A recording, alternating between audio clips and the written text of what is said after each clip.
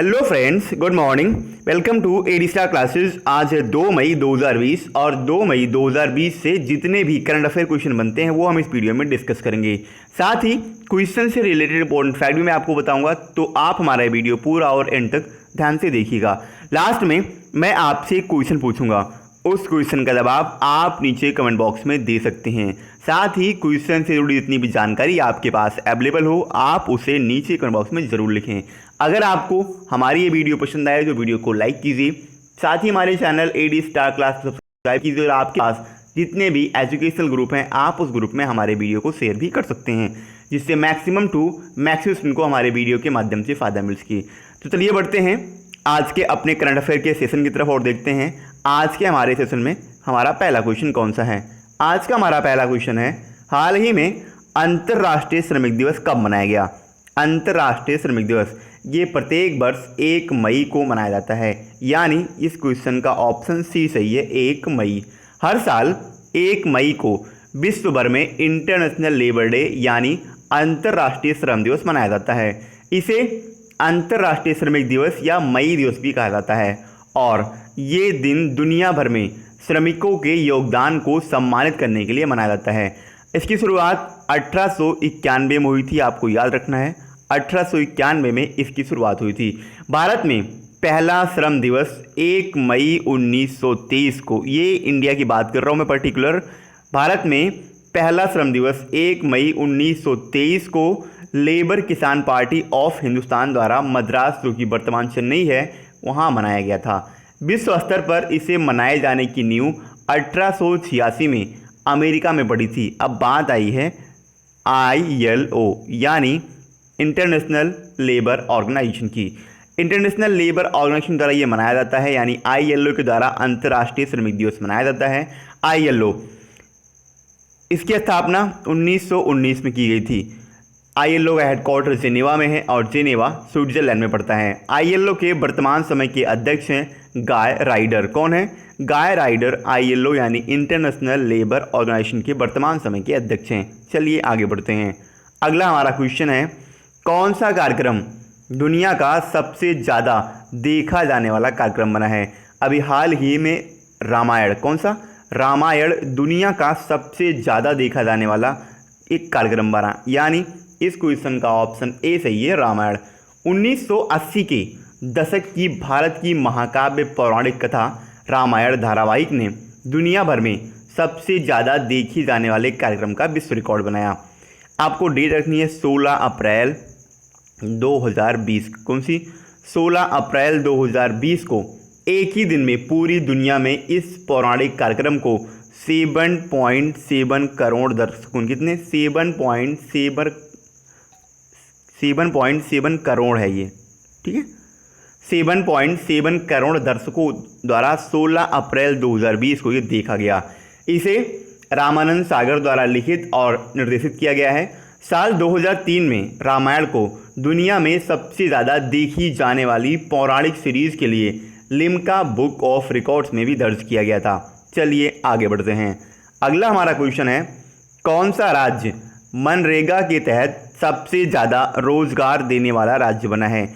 अभी हाल ही में एक डाटा आई है जिसमें छत्तीसगढ़ मनरेगा के तहत सबसे ज़्यादा रोजगार देने वाला राज्य बना, यानी इस क्वेश्चन का ऑप्शन बी सही है, छत्तीसगढ़। छत्तीसगढ़ कोविड-19 महामारी के कारण लगे राष्ट्रव्यापी लॉकडाउन में मनरेगा, आपको मनरेगा MNREGA मनरेगा आपको याद रखना है। मनरेगा यानी इसे महात्मा गांधी राष्ट्रीय ग्रामीण रोजगार गारंटी अधिनियम कहते हैं। क्या कहते हैं? महात्मा गांधी राष्ट्रीय ग्रामीण रोजगार गारंटी अधिनियम। इस अधिनियम के तहत रोजगार देने के मामले में छत्तीसगढ़ सभी राज्यों की सूची में नंबर 1 पे है। मनरेगा का पहले नाम आपको याद रखना है, नरेगा था। क्या था? नरेगा, NREGA। इसका पहले नाम, जब इसकी शुरुआत हुई थी, और इसकी शुरुआत हुई कब थी?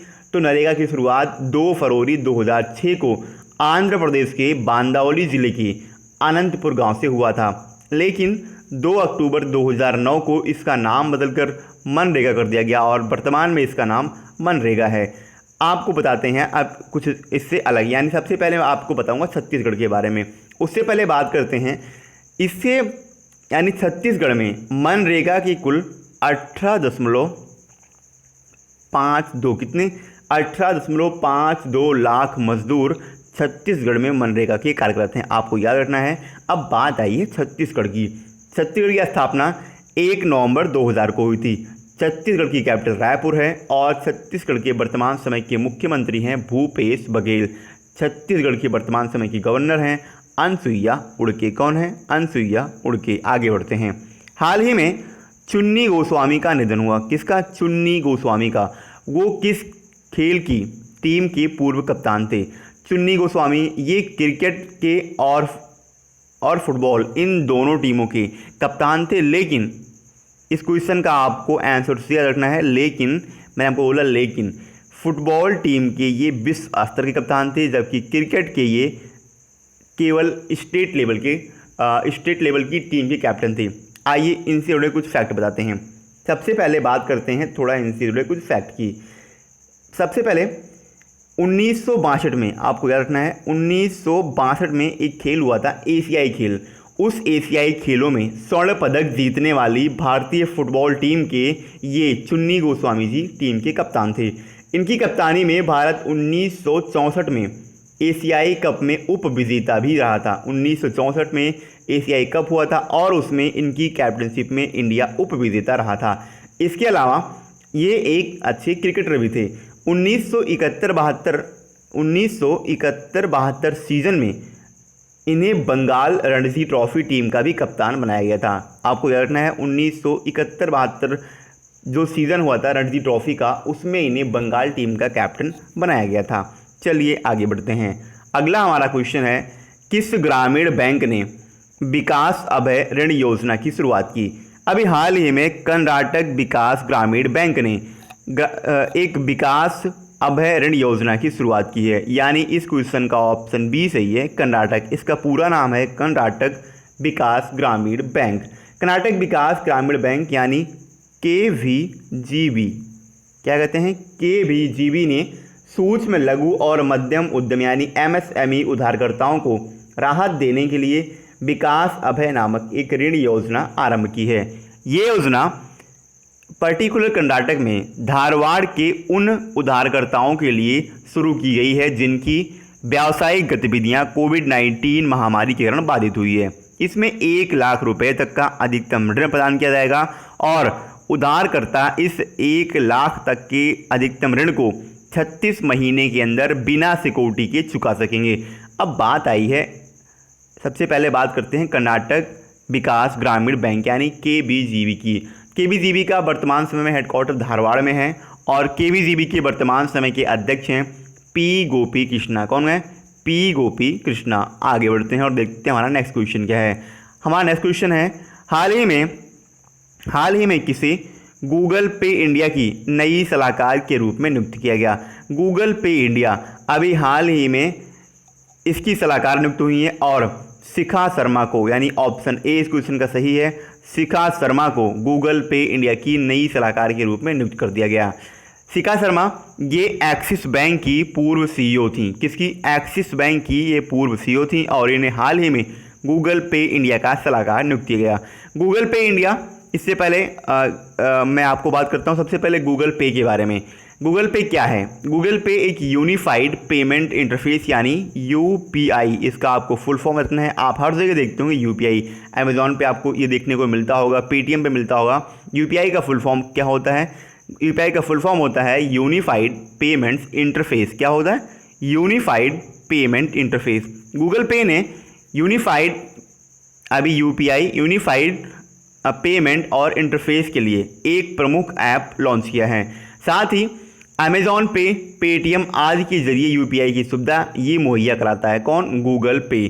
शर्मा ने 2008 में एक्सिस बैंक में शामिल होने के लिए ICICI बैंक से इस्तीफा दिया था। अब बात आई है गूगल की। गूगल की स्थापना 1998 में हुई थी। गूगल का हेडक्वार्टर कैलिफोर्निया में है और कैलिफोर्निया अमेरिका में पड़ता है। गूगल के वर्तमान समय के CEO सुंदर पिचाई हैं। कौन है? सुंदर पिचाई। ये वर्तमान समय में गूगल के CEO हैं। आगे बढ़ते हैं। हाल ही में किन उत्पादों को GI टैग दिया गया है? अभी हाल ही में काले चावल, आगे टेराकोटा ऑप्शन सी यानी कदलाई, मितई, इन तीनों को जीआई टैग दिया गया, यानी इस क्वेश्चन का ऑप्शन डी सही है, उपरोक्त सभी। मणिपुर में है ये काला चावल। मणिपुर के काले चावल इसे चाक हाओ भी कहा जाता है। क्या? चाक हाओ भी इसे कहा जाता है इसे। साथ ही गोरखपुर के टेराकोटा तथा कोविलपट्टी की कदलाई मितई को जियोग्राफिकल इंडिकेशन टैग यानी भौगोलिक संकेत टैग दिया गया। अब बात करें सबसे पहले ब्लैक राइस यानी काले चावल की। ये काले रंग का एक चावल होता है जिससे मिठाई एवं दलिया बनाई जाती है और नॉर्मल चावल के कंपेयर में ये अधिक काला और अधिक वजनदार होता है। आगे बात करते हैं गोरखपुर का टेराकोटा। ये लगभग 100 वर्ष पुराना है और हस्तशिल्पियों तथा हस्तशिल्पकारों द्वारा दोमट मिट्टी से ये तैयार मूर्तियों एवं आकृतियों को टेराकोटा के स्थानीय नाम से जाना जाता है। इन मिट्टियों से दीपदान, झूमर, मोर, लैंप तथा पक्षियों की आकृति आदि तैयार की जाती है। यानी जो पक्षियों की आकृति होती है इन सबको सजावट के रूप में यूज़ करने के लिए इन मिट्टियों से, कौन सी? दोमट मिट्टियों से इसे तैयार किया जाता है। अब बात करते हैं कदलाई मितई। ये कदलाई मितई ये तमिलनाडु के दक्षिण भागों में बनाई जाने वाली मूंगफली कैंडी है। मूंगफली और गुड़ से इस कैंडी को तैयार किया जाता है। आइए आगे बढ़ते हैं। हमारा अगला क्वेश्चन है, हाल ही में किसने दिल्ली पुलिस के साथ मिलकर आयु रक्षा कार्यक्रम का आयोजन किया? कौन सा? आयु रक्षा। आपको याद रखना है, दिल्ली पुलिस के साथ अभी हाल ही में AIIA ने मिलकर आयु रक्षा नामक एक कार्यक्रम का आयोजन किया। यानी इस क्वेश्चन का ऑप्शन बी सही है, AIIA। सबसे पहले आपको इसका फुल फॉर्म रखना है। इसका फुल फॉर्म है all India institute of Ayurveda. क्या है? All India institute of Ayurveda. Ayush मंत्रालय के अंतर्गत आने वाले अखिल भारतीय आयुर्वेद संस्थान AII और दिल्ली पुलिस ने संयुक्त तत्वावधान में आयु रक्षा, ये कोरोना से, इसका एक शीर्षक है, आपको शीर्षक रखना है। शीर्षक इसका है कोरोना से जंग दिल्ली पुलिस की संग। क्या है इसका शीर्षक? इसका शीर्षक है कोरोना से जंग दिल्ली पुलिस के संग। इस शीर्षक कार्यक्रम का आयोजन किया। इसका आयोजन नई दिल्ली में कोविड-19 के खिलाफ लड़ने के लिए किया गया, जिसमें आयुर्वेद और इम्यूनिटी बूस्टिंग के सरल उपायों के बारे में बताया गया है। अब बात आई है आयुष मंत्रालय की।